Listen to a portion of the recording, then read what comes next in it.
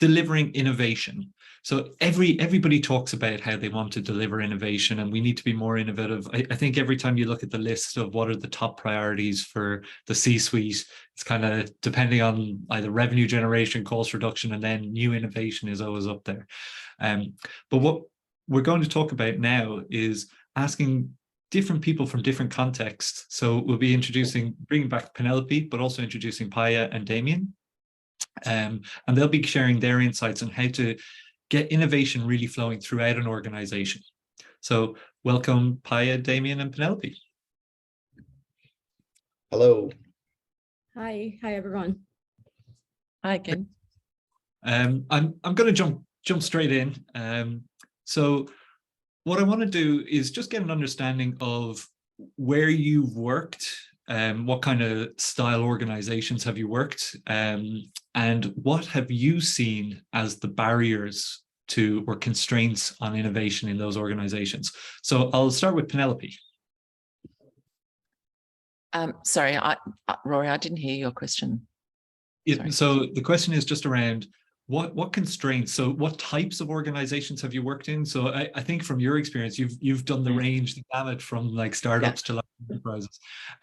What constraints and what challenges have you seen in those different, maybe share, they might be different in different organizations. What constraints and challenges have you seen to innovation? What's stopping innovation? Yeah, thanks. So I've worked in sort of startup and big end of town. And I think some of the key constraints can be boiled down to a couple of things. One is, the definition of innovation. So innovation is seen as the one thing, and most of us understand that innovation is a spectrum. It's not one and done. A lot of people expect innovation to be done really quickly. So they bring somebody in, pop them in a corner that's usually brightly coloured and got some beautiful post-it notes and some great Sharpies, and give you a couple of people, give you a little bit of a budget and say, great, now go and innovate. And it's not really always understood as a profession and something that can take a long time, and brings with it a lot of risk. And that's kind of irrespective of size of organization. So I think, that's one of the key observations for me, is that it's still not really well understood in terms of the time it can take and what are the good conditions for innovation. It has to be led from the top. It has to have people who actually understand. It's not something that you can just throw a couple of internal people at who you think are creative, and then say, okay, yeah, off you go. We'll see you back when you've innovated and changed the company. Great. That's a great example, touching on, I guess it's almost like it's a role or a skill to be able to research, uncover the pain points in the market, and then convert that into ideas. Which sometimes people just go, I'll hire in the chief innovation officer. Damien, the same question to you. In your kind of background, what are the constraints or challenges for innovation have you seen? Yeah, hi. Well, I've worked in mainly digital products, from the big telcos to like little startups, but also my current role is in government, which is, and we're looking at improving the exporting process, which is a really big sort of systemic project. So they're two very sort of different worlds, but I would echo Penelope's points about time and risk. Like with your big system view projects, they take a long time to really get into the detail. And sometimes projects and stakeholders can lose a bit of patience with that and want to speed things up. So details can kind of get lost. And I guess in a more commercial projects, I think it's kind of like this established mindset of profit only. And so everyone's in competition and they're having to invest heavily in short-term and reactive activities that kind of can really drain the market, rather than maybe thinking more collaborative and life-centered approach that allows for looking at innovation again from a system view, but in that commercial space, because then you can see how those points of innovation that may not be BAU or MVP, you can see how they actually have a direct impact and direct value and return on investment in the commercial space. So yeah, I think it's the same points though. It's time and risk, because that's a risk thing, you know. In the commercial space, it's things move fast. We've got to react. We've got to compete. It's a risk to spend time and money on these things that they take a while to actually return investment. And an uncertainty in it as Yes. well. Yes, that it yeah. will not return investment. Yeah. Yeah. Okay, Yeah, so yeah, that's maybe. so yeah, so looking at it, I guess the kind of people think that it's something that can happen, and I think you've echoed that there, that it's not just something that you can, when you're trying to push constantly for delivery, there isn't really that space and that kind of, as you were saying, the expertise and the role, Penelope, to kind of focus on it. So Paya, do you have any kind of thoughts on that? Like what's stopping innovation? What are the kind of, do you have the same kind of profit motive, like the difficulty with the role, the people who are trying to uncover that? Sure. I think I have the same background with Damien. I've been working mostly in digital products, and from big companies to smaller startups. And right now I'm with Klarna, a well-known fintech company based in Stockholm, Sweden. And like I think right now in Klarna, like people moving really fast, and we have like maybe 1,000 startup within one company. So innovation. We are recommended to do more innovation, hence everything is moving really fast. However, like healthy innovation is one of the problem or the pain point that we're facing, because when like everyone, like the team structure is very decentralized, then like the collaboration between teams and also how to ensure the end-to-end customer experience can reflect that is our problem now. So I would say profit, not really about profit, but how to have a healthy decentralized team model is what we're trying to solve. Yeah. Oh, great. That sounds kind of familiar to me, the kind of move fast and just keep trying things. So it's less about that upfront big plan, and it's more let the decentralized teams try out things. So yeah, I think in right now I'm a fan of hybrid model, when like we decentralize, but also we have someone at like the leadership of every expertise to ensure that we're doing the right thing and we following the right guidelines, and we can like have some kind of principles to guide everyone toward. But in the end, the customer just want, you know, a smooth experience. So yeah, hybrid model is what like I believe in. Yeah. yeah, no, that's a great one. And somebody else, can't remember who said it recently, but they mentioned enabling constraints, which sounds like an oxymoron, but it's kind of, if you put in the right constraints, it actually enables teams to do more. So can I touch on, actually just sticking with you, Paya, there, because it sounds like your teams are quite innovative, but they're also moving fast and probably delivering a lot. Some of the problems that people have kind of raised to me about that decentralized approach is that you have the teams all together, but what ends up happening is there might not be the right balance in the teams, and you get a situation where it's kind of very dev focus, and designers and researchers are just, they're kind of spinning the wheels to try feed. I've heard it being referred to as feeding devs. So do you have that problem, or do you have it that it's a good balance so the teams are able to really kind of balance the innovation of research and thinking about ideas versus just building them? That is a very good question, also on point, because, you know, like after the post-pandemic or during the COVID, we start working remotely as well. So everything around like onboarding and how to make sure the team is moving and balanced, like in a healthy and balanced way is really hard for everyone. But right now, the teams that I've been working with, we trying to reach a balance where we have enough resources, enough time for every expertise within the design competencies, which is product design, UX writing or content design, and also UX research. And sometimes, you know, like we have the PMs always ensuring like we don't have time for that. We have to ship something really fast.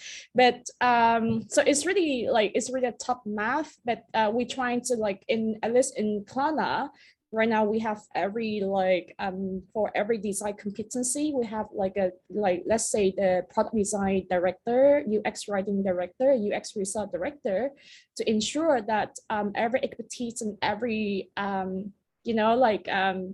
everyone needs to think about that when you ship a product, and that's what we're trying to do. And every competence we do have like a certain design principles or guideline, and the process as well to how to work with in your team, how to work with design, how to work with UX copywriting and research. So yeah. Excellent. Sorry, can I just dig in onto that topic there? So you touched on a great point about with decentralization, the skill set. So you said that there's directors for particular skill sets. How did they help what's the interaction mode there with the teams? How do they help them? Do they do that kind of UX writing work for the teams, or do they help the teams learn that themselves? We every how to say, let's have an example. In my domain right now, we have about 20 teams, but there's only one UX writer, and they have to help every team, and that's really hard on them. And they have to try to educate every team, how to work with UX copywriting process as well. But also the PM for each team, they have the ability to reach out to the UX director in order to learn more. And right now, actually yesterday and today, I'm in an offsite with every design competency, the leadership, to think about a better way how to educate stakeholders when it comes to different competencies and the importance of every design competency when it comes to product management and product delivery. Excellent. Yeah, so that sounds like a good model, but you're still, I guess there's always the challenge of trying to get the balance. Penelope, can I kind of give that question to you then? So what Paya just explained there was that they have decentralized teams where they have the kind of those people who are, I guess their skill set is in more the research, talking to the customers, and that's helping to drive the innovation. So do you think that that's the answer, that we just need to try get more UX people into teams, and that will instantly deliver us innovation? I think, it would be great to get more UX people into every team, but I don't think, it depends on the kind of organization that you're in. So if you're working in a professional services organization, for example, which I was in my a couple of roles ago, professional services organizations really guard the client relationships and protect client relationships very, very closely. And so whilst you can have face-to-face conversations with clients, you can't just do that from a research perspective. So it takes actually the last couple of organizations I've been in have had that, either from a sales perspective or a professional services perspective. And so, you have to be really clear about what kind of research questions you're wanting to take to clients and what you're really trying to uncover. So part of the real skill is upskilling those people who are having those ongoing client conversations with what information that you need on an everyday and ongoing basis, so they can be looking for some of the signals that you need to help you determine if with product A, product B, product C, if you're moving in the right direction or not. And depending on which part of the product development cycle you're in, that can help. At some point you're going to need to get closer to the customer to really get some of that real customer speak and get some real feedback. But there's a lot that other people within the organization can do in terms of research skills.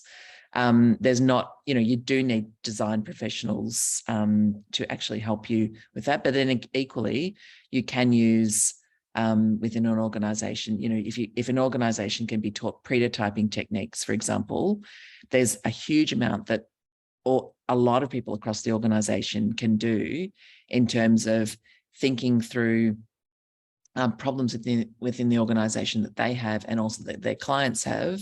They can then use some of those techniques to surface some problems and try to, come up with some lean prototypes, then take to people and get some signals as to whether or not this might be a good idea, and do those things quite quickly and quite inexpensively. And then that helps you get more support for then bringing in some expert UX people. So a lot of the organizations that I've worked in, I've gone in as the first person to build up a product lab or an innovation lab. And so, you're really scrambling for proof points. And so bringing in a UX person is not always and not often the first hiring decision that's made. So you have to be really clever about how you can uncouple the skill set, and then really when you know that you're going to be able to really prove the UX concepts, then bring in some experts to to really shine. And then once you can do that, then you know that you can really sell in that the UX concept. Yeah, because unfortunately, I'd love to always be able to have fabulous UX people on all the teams, but it's just not always it's not always the thing that people understand the easiest. Yeah, we'll probably come back to that, because that's a really interesting topic, just about trying to convince people on the value, which it just seems every talk comes back to convincing stakeholders, but it is what happens in the real world. So Damien, to you, just on that question about kind of, is it just about, so you were saying that kind of in your government and corporate life that there's a lot of profit motive, or a lot of just kind of getting it done. So are you seeing any kind of value of like teams proving that if they put UX people in, or have they been trying that in your context to try drive up innovation? Yeah, I think Penelope's uncoupling the skill set is really interesting. And I'd also agree that it does depend on the project or the industry that you're in. And maybe there isn't one solution. In one of my previous roles, we adopted a Spotify model. So we had like chapters and guilds, and we had a UX person in every team. And that was really beneficial.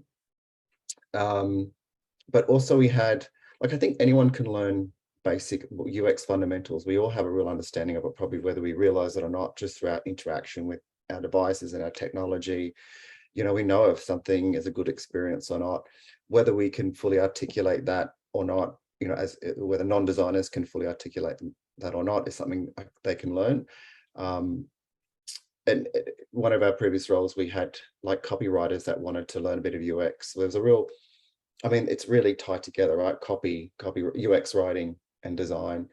So we had copywriters that wanted to do a bit of the design, and ourselves, I think, like the same as you, Paya, we had one UX copywriter to service everyone. So the designers were picking it up themselves a little bit as well. And we just kind of organically started trying that out. We had to have discussions about it, because obviously, as a designer, you're responsible for design. The copywriters are responsible for the copy, but we just had discussions about it. And I think we determined that there could be a copy-led project or UX-led project. And so if it's copy-led, the copywriters could, play around with the design a bit, and we would just check in with them and guide them. It's not like, yeah, it wasn't like kind of a dictatorship or anything like that. It was more just guidance, mentoring, and vice versa. We would learn a bit about copywriting that way as well. So it was just kind of, it happened organically, but then we just allowed the room for people to learn, even though we knew they may not be doing it perfect, but you know, we sort of set up some rules to check in with each other if we're working in someone else's space. And we just started to really learn from that. And there were some copywriters that wanted to learn UX and some that didn't. And so the ones that did, they kind of got more involved. I think just having that kind of flexible, open-minded approach really helped actually for getting that UX thinking right across the board. And that comes back to kind of the trendy word, whether it's T-shaped or people are saying cone-shaped now, but Right. where you have that kind of more broad skill set. So it's not just, you're not a copywriter and that's it, that's all you can do. You're only ever going to do copywriting. It's also, well, yes, you could actually do some UX research and different pieces. So I really like that.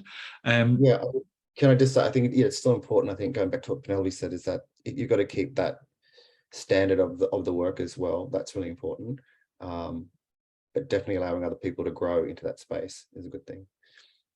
So everybody's touched on training at some point in their answers there. So you mentioned that kind of cross-pollination there, Damien. I'll just start with you. How do you actually facilitate that? And how did you kind of ensure that it wasn't just somebody saying, oh, I'll take on this bit, but they don't actually know what they're doing and they don't perform it well? Like, how do you facilitate the actual upskilling of people? I think, yeah, it probably needs to come on several levels. So from the business level, I think Penelope touched on that earlier. It's about business recognizing the need, or even just the desire for time and budget being spent on projects that may not have immediate returns.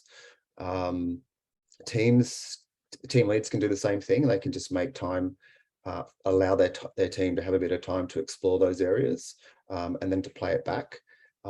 Individuals, you don't have to wait for the business to give you time to do that as well. You can do it in your own time and bring it back in some sort of discussion space. I think it's probably really important to not let that work get lost though, like give it a bit of structure, say, okay, if we're going to dedicate some space and time and that's budget to this innovation work, perhaps we you have some structure. So every sprint, people bring back what they've looked at. Then you could implement the kick, kill mental, folk idea, which I think is great. And so that way it gets that innovation in the process and doesn't just get lost in people's time that they might be allocated to it. Excellent. And Paye, you touched on kind of almost a more structured way where you have, for your training, you mentioned that you've got directors in particular areas. Is there a structured way of trying to train people up in those areas, or how do you go about actually making sure that people are picking up these skills? So I think documentation, I think I'm lucky right now because, we do have a team who dealing with these kind of operational, like when it comes to training and onboarding, we have to have a place to store all the documentation. Like, okay, this is let's say, okay, this is what our Klarna writing style gonna be, for example. So for those documentation, I think it's the great way to start. But also, when it's come to the real world, which is every product team is different, every product team moving different speed as well, at least in my case, then, we have to deal with different human being where they expect different things when it's come to training and UX. So I think I would like to have a startup mind when it comes to this kind of training where I'm just going to run some, let's say, a simple user testing. I'm not going to tell the PM, for example, and I'm just going to show them the result. And okay, this is what I just did. What do you think? And usually the PM is like, wow, you can do this really fast. But I didn't know that the result can be interesting and beneficial for our team. So just trials and errors and try to do something based on your team budget and time as well. So again, I think documentation, and then to start small with training and buying you know, like buying people in is what I believe in. Excellent. And Penelope, do you have any other insights on how do you get that training for people who are doing new roles that they haven't done before? Yeah, I think sort of a combination of what Paya and Damien have said. One of the things is for me that, you know, I started working a long time ago when training budgets, like big training budgets, actually existed, and you could really get trained. To more recently, a lot of companies don't really have training budgets, and so I've had to get really creative with training teams. And so for me, training is about you know, a lot of it is built on the model of training from the back of the room, which is that quite often people in the room actually know so much, and giving people the space to share with others is really powerful. So, you know, building in lightning talks where members of the team can note what they can share and what they want to learn is actually a really great way of sharing, and building that then in terms of team touch points. So, you know, quite often, you know, big groups have touch points on a monthly basis. So enabling that at a touch point kind of level. Again, the individual team time. So a lot of teams think that they have to ask permission for learning. You can structure your days to you know, manage your time in, you know, for most people, however they want to manage their time. And so, you know, creating some learning time is really important. There's so much free learning available, so many free webinars, so many, you know, so much that's pretty much everything that you want to learn is available for free online. And, you know, you can really upskill yourself. I always have a book club that's going in terms of, you know, with whichever team I'm going to, and people are variously interested in that or not, but you know, I'm a lifelong reader, so that's always a great thing to do. And then setting up internal mentors, so that's always a good thing. So really being clear about what it is that the person wants to learn, and then you know, enabling them to increase their profile and learn internally, because so much of, you know, work is about how do you navigate an organization, or how do you navigate an industry, and then bringing in lunchtime speakers. There's so often people around who are interested in sharing something, and people have got, you know, books to spruik or talks that they want to test. You know, quite often before a conference, people want to practice their talks. So that's always a good way of understanding what's sort of new and interesting and different ideas. So, you know, there's lots and lots of ways. You've just got to kind of think more broadly, because, you know, I don't often work in organizations that have a lot of money for training these days. So yeah, I've had to think creatively, think infinitely. Yeah. Excellent. You touched on a good point, and a few people have mentioned it, particularly, I guess, coming back to Damien and the profit. It's all about profit at the start. A lot of this is kind of, when people are trying to learn something new, they're kind of a little bit of an anxiety about, can I do this new way of working? Can I do this new thing? So what can companies do if they're all about profit and delivery? Then it really kind of almost shuts people down for trying to kind of take a stab at trying something new. So I guess, Damien, in your experience, what can companies do to make it a better culture that enables people to take these chances? I guess it's about helping people be comfortable with disagreement, because, you know, you're going to raise an idea and you have and people have a different perspective of it. So it's fostering that comfort of having those discussions, which is kind of like we at Vodafone, we, as a design team, we had talks about giving and receiving feedback, and we just discussed how do you best do it, because it's about recognize that everyone has their own opinions and assumptions and bias. Like receiving feedback in a design process is learning to filter what's being said that's really validated and come from experience, and, you know, what's just kind of an opinion. But I think you can kind of relate that into probably, you know, company-wide, any discussion, whether it's design or not. Just being able to have that comfortable space, knowing how to give and receive feedback, and it's just kind of how to discuss when you don't agree. And it's also, it kind of helps people really think about validating what they're saying. So, you don't just come from an opinion. How have you validated that thought? Yeah, so I think it's kind of taking that whole receive and give feedback skills in design, perhaps company-wide to all teams. Just getting comfortable with having those discussions where people don't agree.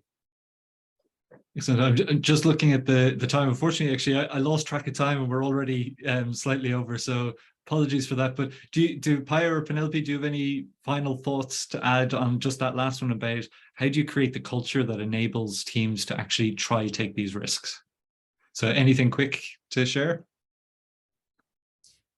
I can share that. I think in my teams, I've been working with a lot of personalities, and someone can be a bit more outspoken and more like comfortable with talking about new ideas and convincing people, and some are not. I think what a team or company can do is just to enable psychological safety for everyone. In like no punishment. Every idea is an idea.